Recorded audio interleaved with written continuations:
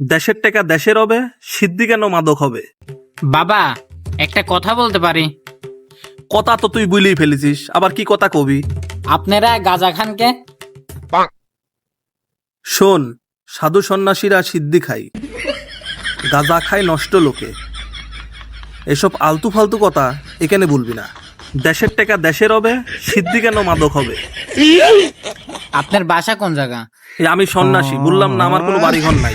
এখন নাই সন্ন্যাসী, আগে যেখানে বাড়িঘর ছিল ওই বাড়িটা কোন জায়গায় ছিলেন? কুষ্টিয়াতে না, কোনো একটা জায়গায় ছিলি, বাংলাদেশেরই কোনো একটা জায়গায় ছিলি, ওটা আমি তোকে বলতে পারবো না। আমি যে লালনে আসি ঘুরে ফিরে দেখলাম, কুষ্টিয়ার মানুষের থেকে তো বাইরের মানুষই বেশি। আর বাইরের মানুষ এখানে গাঁজা খায় কুষ্টিয়ার সুনাম নষ্ট করতেছে। আপনারা লালনে আসেন যেই কাজে সেই কাজ করবেন, মাদক সেবন করেন কিসের জন্য? আপনাদের জন্যই তো যুব সমাজ নষ্ট হচ্ছে। আর আপনাদের এই উসিলাই ছোট বড় সবাই এসে মাদক সেবন করে। কুষ্টিয়া প্রশাসনের নিষেধ আছে, এখানে কোনো মাদক চলবে না।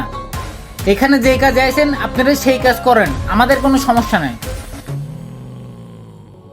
বাপ, তোমার কথা আমি বুঝতে পারছি। আসলে আমাদের কারণে কিছু ভদ্র ফ্যামিলির ছেলে পেলে সুযোগ পায়, তারা এখানে এসে নেশা করে যায়। তো আপনারাও সচেতন হন, ভিডিওটি ছড়িয়ে দিন এবং মাদককে না বলুন। ধন্যবাদ।